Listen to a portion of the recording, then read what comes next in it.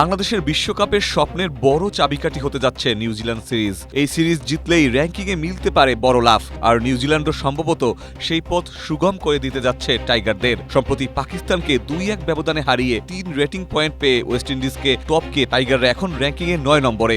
আগামী বছরের মার্চ পর্যন্ত এই অবস্থান ধরে রাখতে পারলেই নিশ্চিত হবে সরাসরি বিশ্বকাপ। আর সুযোগটা বড়, কারণ 17 এপ্রিল থেকে নিউজিল্যান্ডের বিপক্ষে শুরু হবে ওয়ানডে সিরিজ।